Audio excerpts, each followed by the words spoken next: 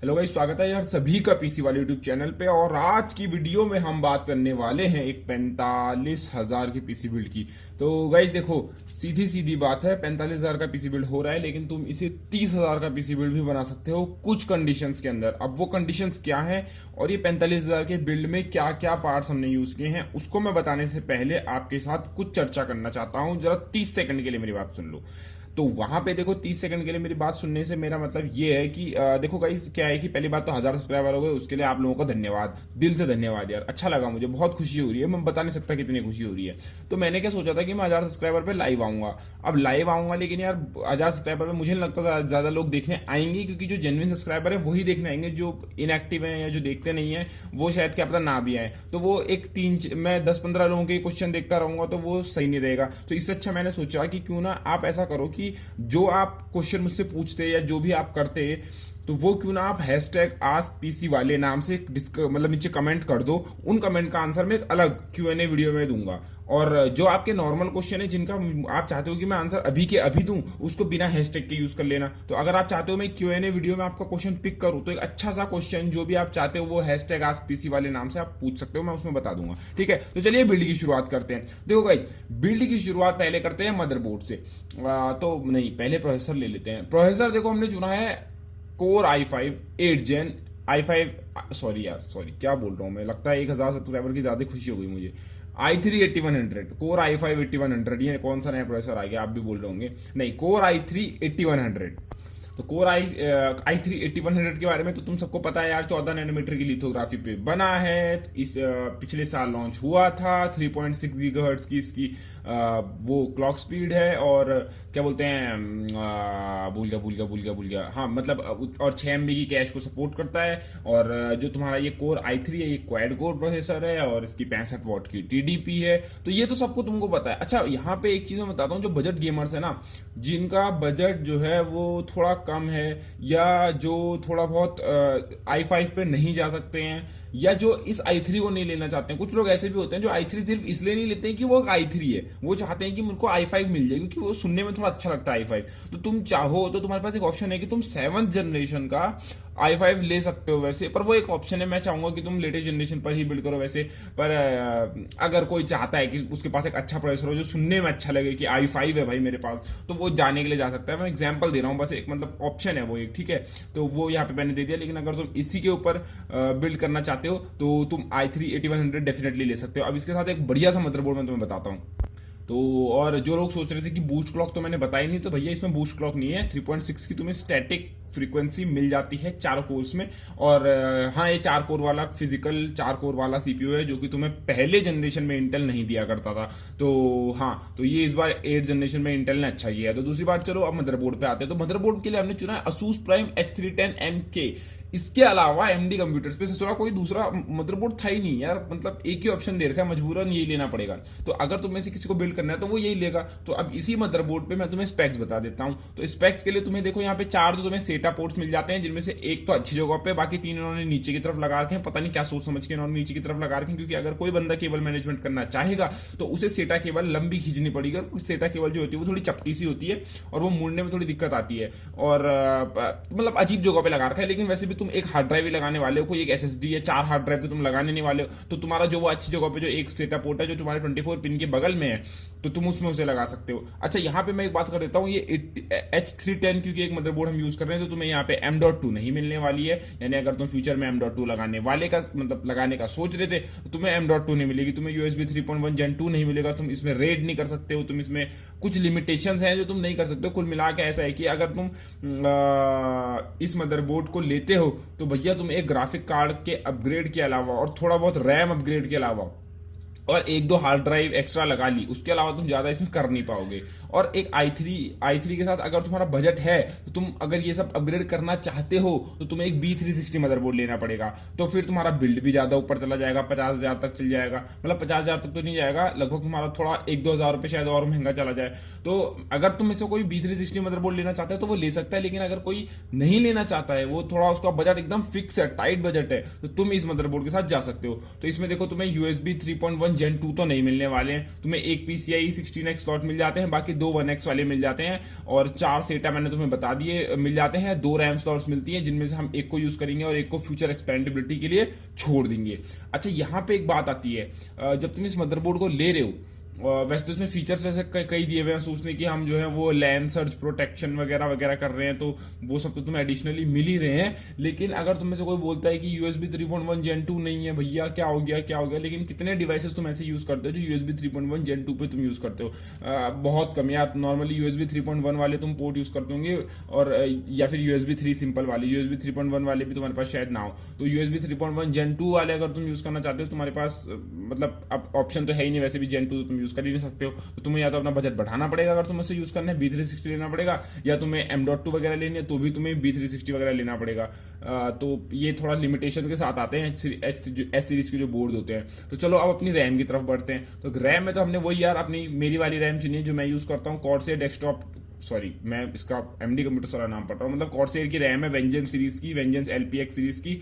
8 GB की हमने एक स्टिक ली है 2400 मेगाहर्ट्ज वाली, इसलिए क्योंकि तुम्हारे मदरबोर्ड में 2 स्लॉट है, ये राइजन नहीं है, जो कि तुम्हें डुअल चैनल का डबल फायदा मिल जाएगा, एकदम इंक्रीज परफॉर्मेंस, ठीक है। और अगर तुम फ्यूचर में एक और 8 GB की रैम लगाते हो तो तुम्हारे लिए एक स्लॉट खाली होना चाहिए, तो इसलिए वो स्लॉट खाली है, तो इसलिए हमने जो है एक ही रैम ली है 8 GB की, और 8 GB गेमिंग के लिए फिलहाल सफिशियंट है, ठीक है। और अगर तुम ब्राउजिंग वगैरह करते हो तो उसके लिए भी बहुत अच्छी है, मतलब इतना भी ज्यादा नहीं होना है, पर इसका मतलब ये नहीं कि क्रोम में तुम 50 टैब खोल लो, ठीक है। तो ये हो गया। अच्छा, ग्राफिक कार्ड और पावर सप्लाई और केस, तो देखो ये 3 चीजों पे मैं थोड़ा डिस्कस करना चाहता हूं।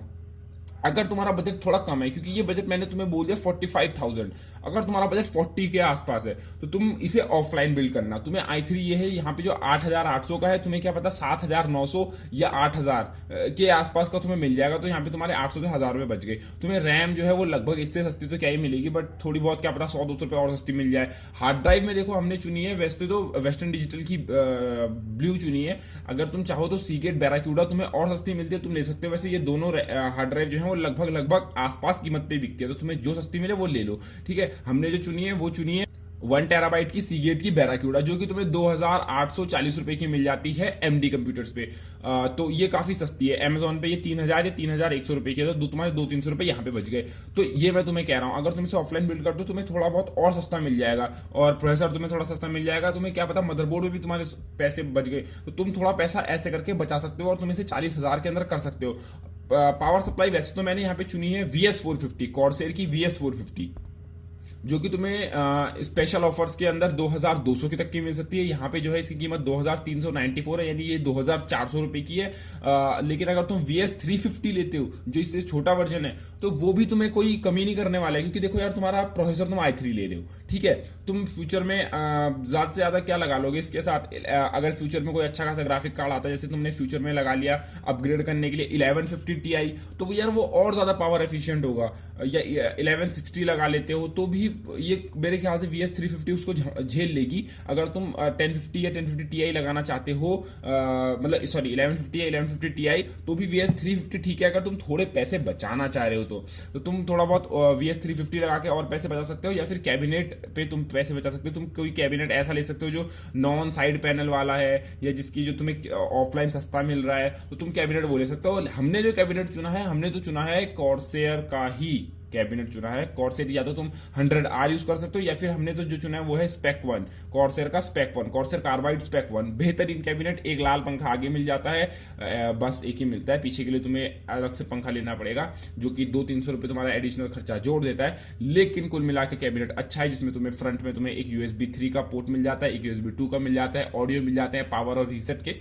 बटन्स मिल जाते हैं, ठीक है। और HDD LED वगैरह वगैरह वो भी मिल जाती है तुम्हें। और तुम चाहो तो इसमें फ्यूचर में DVD ड्राइव्स वगैरह जो होती है उसके लिए भी स्लॉट दिए हुए हैं, जो कि ज्यादातर गेमिंग कैबिनेट्स में नहीं होते हैं, लेकिन इसमें है, तो तुम वो भी लगा सकते हो। तो ये तो हो गया सारे कंपोनेंट्स। अब मेन बचता है ग्राफिक कार्ड। तो गाइस ग्राफिक कार्ड तो वैसे मैंने 1050 Ti चुना है, ग्राफिक कार्ड मैंने 1050 Ti चुना है, और मैंने अपने 50,000 वाली बिल्ड में भी 1050 Ti चुना था। मैंने 1050 Ti इसलिए चुना था i5 के साथ क्योंकि मैं 1060 नहीं ले सकता। अब मैं चाहता तो यार 1060 उसमें ऐड कर देता, लेकिन 1060 जो है वो बहुत ओवर प्राइस बिक रहा है, बहुत ओवर प्राइस। मतलब 28,000 का 1060 6 GB वाला मुझे नहीं लगता यार आप लोग लोगे। वैसे तो क्या पता ले भी लो, बट क्या पता लोगे, इसलिए मैंने 6 GB वाला 1060 जो है वो जोड़ा नहीं। लेकिन अगर तुम में से कोई चाहता है तो इसके साथ भी 1060 लगा सकता है अगर उसका बजट ज्यादा है। लेकिन मैंने यहाँ पे 1050 Ti ही चुना है, और 1050 Ti तुम्हारे लिए यार सफिशियंट है। और 1050 Ti ज्यादातर जो 1050 Ti के मॉडल्स हैं वो तो तुम्हें एक्सटर्नल पावर कनेक्टर की भी तुम्हें जरूरत नहीं पड़ेगी, तो VS350 उसके लिए सफिशियंट है।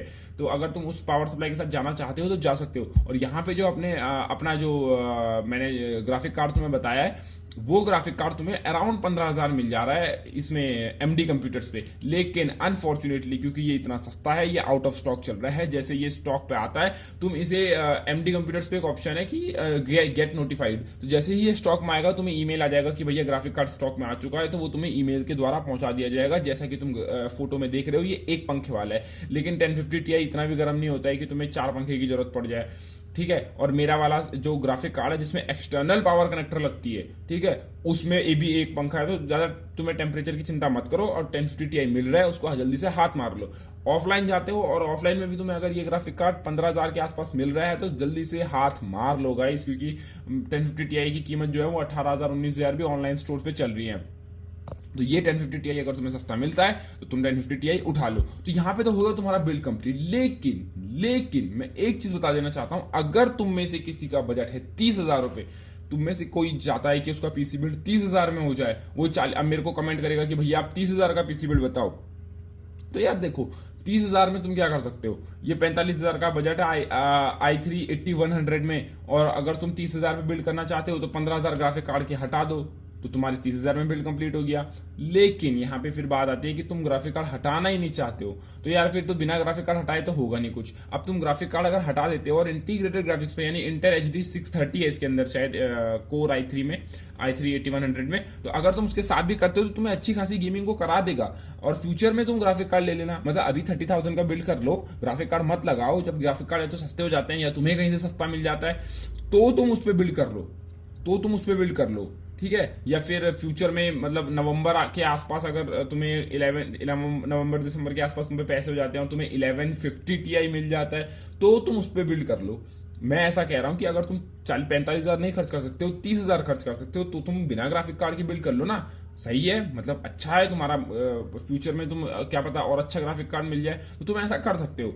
लेकिन अगर तुम ऐसा नहीं करना चाहते हो तो भैया तुम्हें इसी के साथ रहना पड़ेगा, क्योंकि अभी ग्राफिक कार्ड के प्राइसेस सस्ते, तुम में से बोलेगा कब तक, कोई अब तुम में से कई लोगों का क्वेश्चन होगा कि भैया कब तक सस्ते होंगे। तो यार सस्ते होने की मुझे उम्मीद जो पहले जग रही थी ना, अब वो बुझती हुई दिख रही है। बताऊं क्यों?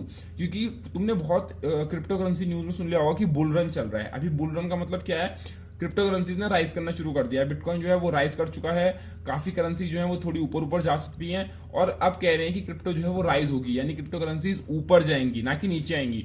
तो मे भी आपके ग्राफिक कार्ड की कीमतें जो है वो नीचे ना आए। मैं 100% गारंटी से नहीं कह रहा हूं, मैं बस बोल रहा हूं कि क्या पता ना आए। रिस्क आपके ऊपर है, मैं कौन होता हूं बोलने वाला। पैसा है तो लगाओ, नहीं है तो ना लगाओ, आपका पैसा है, आपने रिस्क लेना है, तो वो आपके ऊपर है। मैं बस सजेशन दे सकता हूं। तो उम्मीद है यार तुमको आज की वीडियो पसंद आई होगी। सारे लिंक जो है वो डिस्क्रिप्शन में मिल जाएंगे। वैसे तो ये MD कंप्यूटर्स के हैं तो मुझे MD कंप्यूटर्स के लिंक डालने पड़ेंगे, लेकिन अगर आपको चैनल को सपोर्ट करना है, चाहते हो अपना चैनल ग्रो करते हुए देखना, तो यार तुम Amazon के एफिलिएट लिंक से कुछ भी शॉपिंग करो। नीचे Amazon का लिंक दिया होगा, उस पर जाके कुछ भी शॉपिंग करो। मोबाइल फोन से लेके, कपड़े से लेके, साबुन से लेके, जो तुम्हें शॉप करना है तुम कर सकते हो, और चैनल को सपोर्ट मिलेगा। और अगर तुम शॉपिंग नहीं करना चाहते हो और डायरेक्टली सपोर्ट करना चाहते हो तो नीचे पेटीएम का नंबर दिया हुआ है, आप उस पर जाके भी डायरेक्टली डोनेट करके सपोर्ट कर सकते हो। तो धन्यवाद, bye bye guys, take care.